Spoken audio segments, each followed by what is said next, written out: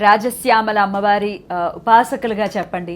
అలాగే ఆలయంలో మీ ఆలయంలో అమ్మవారు కొలువుదీరినటువంటి అద్భుతంగా అమ్మవారు అక్కడ ఉన్నారు.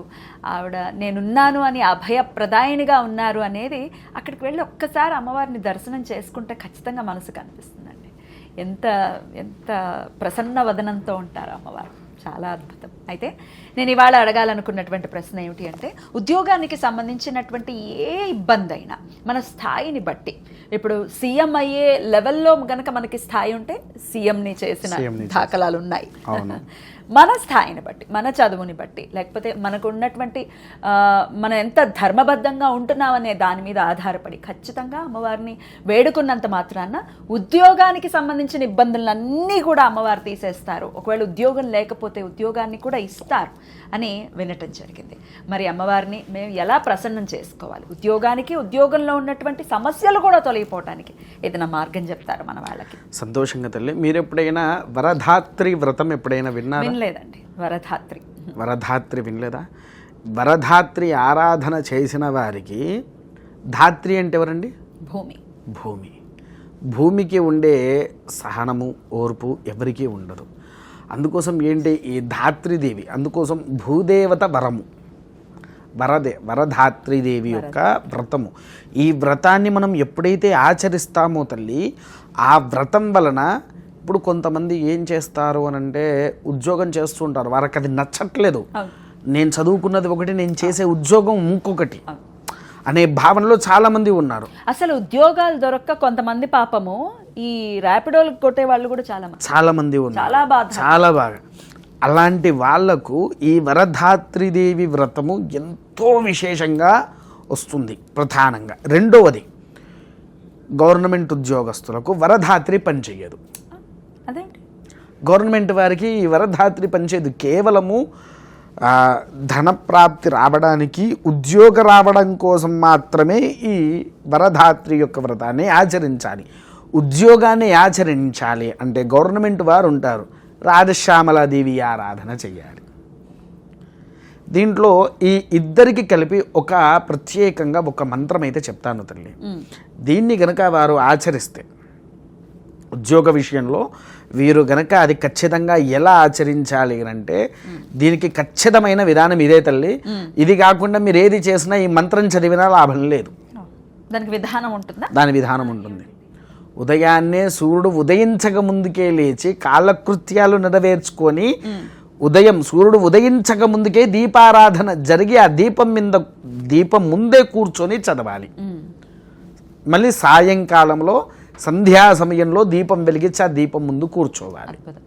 ఈ రెండు ఖచ్చితంగా ఆచరిస్తేనే మీకు ఉద్యోగ సాఫల్యత ఉంటుంది. రాజ్యాయై రాజముఖి, సర్వసిద్ధాయై సర్వప్రసంగిని.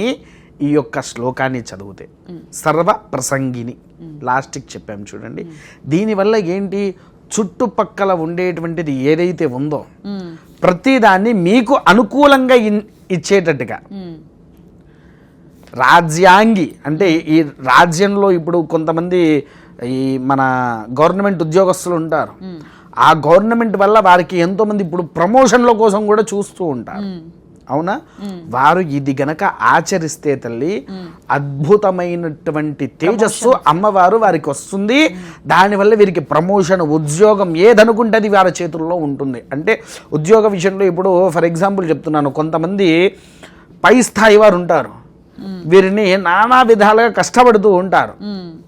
నువ్వు అది చెయ్యాలి, ఇది చేయాలి, అటుపో ఇటుపో అని తిప్పుకుంటూ అతన్ని సరిగ్గా చూడకుండా ఇబ్బందులు పెట్టేవారు ఉన్నారు.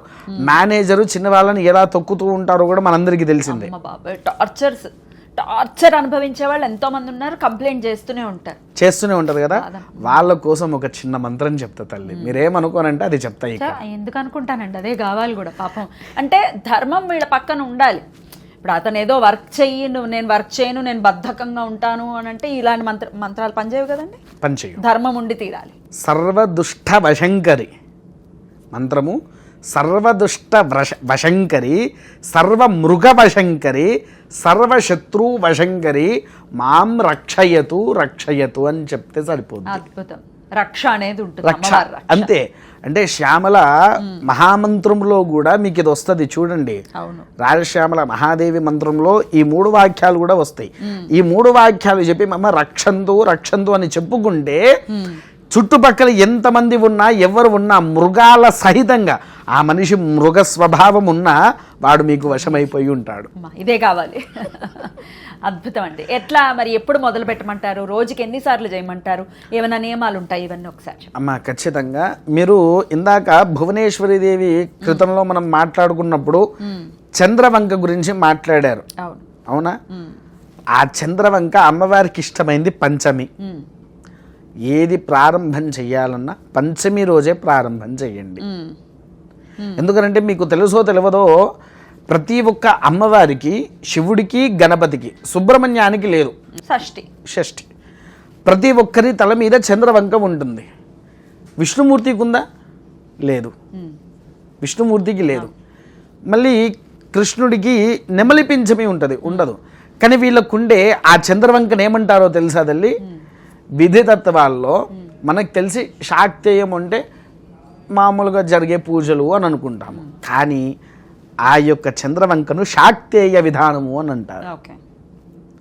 ఆ శాక్తేయ రూపంలో నీవు పంచమి రోజున అమ్మవారికి దీపారాధన చేసిదైతే పెట్టావనుకోండి, ఖచ్చితంగా మీలో ఉండేటువంటి ఉద్యోగ దోషాలు ఉన్నా, పైనుంచి వచ్చే ప్రెషర్లు ఉన్నా సర్వం సంపూర్ణంగా నివారణ అయిపోయి మంచి అమ్మవారి అనుగ్రహంతో విరధల్లుతూ ఉంటారు. అద్భుతం అండి, చాలా చక్కగా తెలియజేశారు. ఖచ్చితంగా ఇది రోజుకి ఎన్నిసార్లు చేయమంటారు?